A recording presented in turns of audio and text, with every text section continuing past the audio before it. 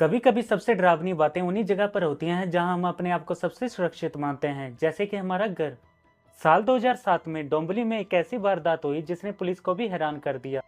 एक लड़की जो कि अपने घर से अचानक से गायब हो जाती है और फिर बाद में मिली भी अपने ही कमरे की एक ऐसी जगह से जहां शायद कभी किसी ने सोचा भी नहीं होगा। तो चलिए शुरू करते हैं। मेरा नाम है रमन और आज हम जानेंगे स्नेहल गवारी मर्डर केस की पूरी सच्चाई। 20 जुलाई 2007 दोपहर का टाइम था। स्नेहल जो कि एक इंजीनियरिंग की स्टूडेंट थी, उस दिन अपने घर पे अकेली थी। पैर पे चोट लगी होने के कारण वो अपने कॉलेज भी नहीं जा पा रही थी। उसकी माँ काम पर थी और पापा कहीं बाहर गए हुए थे। बाद दोपहर 3:28 में स्नेहल ने अपने ही फोन से किसी को एक मैसेज भेजा। इस मैसेज में कुछ भी नहीं लिखा हुआ था। ये मैसेज किसी को इशारा था या गलती से भेजा गया, ये बात आज तक नहीं पता चली। शाम को जब उनकी माँ घर लौटी तो उसे स्नेहल कहीं नहीं मिली। उसके चप्पल घर के अंदर थे, दरवाजा खुला था और मेज पे पानी का गिलास पड़ा था। मानो ऐसा लग रहा था कि जैसे स्नेहल अभी अभी उठकर कहीं बाहर गई हो। उसकी माँ ने सोचा कि शायद स्नेहल किसी अपने दोस्त के घर गई हो, पर लगातार उसका फोन बंद आने के कारण उसकी माँ परेशान हो जाती है। हर बार दरवाजे की हल्की सी आवाज पर उसकी माँ की उम्मीद जागती, पर स्नेहल के ना होने के कारण उसकी माँ और परेशान हो जाती। उसकी माँ ने आस पड़ोस रिश्तेदार सभी जगह फोन किया, पर उसका कहीं पता नहीं चला। बाद में पुलिस को बुलाया गया। उस टाइम तक किसी ने ये तक नहीं सोचा था कि स्नेहल अपने ही घर में है, पर जिंदा नहीं। 21 जुलाई की सुबह करीब 5 बजे स्नेहल की माँ उसके कमरे में जाती है, क्योंकि उसको स्नेहल के बेड के अंदर से एक चादर चाहिए थी। फिर जैसे ही उसने बेड का ढक्कन खोला तो उसे अंदर से बहुत ही अजीब सी बदबू आई। जब उसकी माँ ने थोड़ा और झुक के अंदर देखा तो उसने पाया कि कंबल में कुछ लिपटा हुआ है। जब उसने कंबल हटाया तो उसे अपनी बेटी का चेहरा दिखा और उसी पल उसकी माँ की चीख पूरे कमरे में गूंज गई।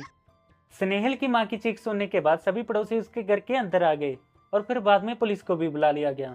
और फिर जब पुलिस ने स्नेहल को बेड से बाहर निकाला तो उसके हाथ पैर बंधे हुए थे और कपड़ा उसके मुंह में ठूसा हुआ था। कमरे में जबरदस्ती एंटर होने के कोई निशान नहीं थे और सारा सामान अपनी जगह पर पड़ा हुआ था।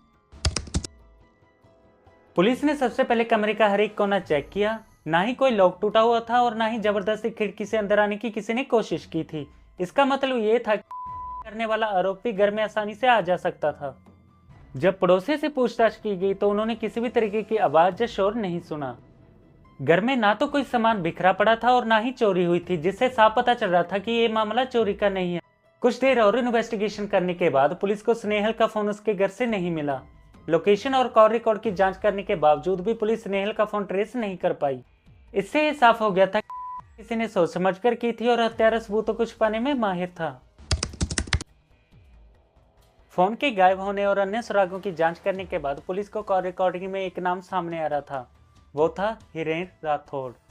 हिरेन स्नेहल का बॉयफ्रेंड था और के समय वो अमेरिका में पढ़ाई कर रहा था। 2007 से 2009 तक पुलिस ने हिरेन, स्नेहल के दोस्तों रिश्तेदारों से लगातार पूछताछ की। इस दौरान कई सुराग मिले, लेकिन पुलिस के हाथ कोई ठोस सबूत नहीं आया। 2010 में जब हिरेन भारत लौटा तो पुलिस ने उसे हिरासत में लेकर अच्छी तरीके से पूछताछ की। नार्को टेस्ट, पॉलीग्राफी और ब्रेन मैपिंग सभी किए गए, लेकिन पुलिस के हाथ कोई भी पुख्ता सबूत नहीं लगा। 2011 में अदालत ने सबूतों की कमी के चलते हुए हिरेन को रिहा कर दिया। फिर पुलिस ने और ज्यादा इन्वेस्टिगेशन की, पर पुलिस स्नेहल के हत्यारे तक नहीं पहुंच पाई। स्नेहल का कारण आज भी रहस्य बना हुआ है। क्या स्नेहल की हत्या किसी करीबी ने की थी, या उसकी किसी के साथ दुश्मनी थी कि उसकी कर दी उसने? स्नेहल 18 साल से ज्यादा हो गए हैं और उसके कारण आज भी रहस्य बना हुआ है। तो इसी तरीके की क्राइम वीडियोस देखने के लिए हमारा चैनल सब्सक्राइब करें। तो मिलते हैं आपको नेक्स्ट वीडियो में।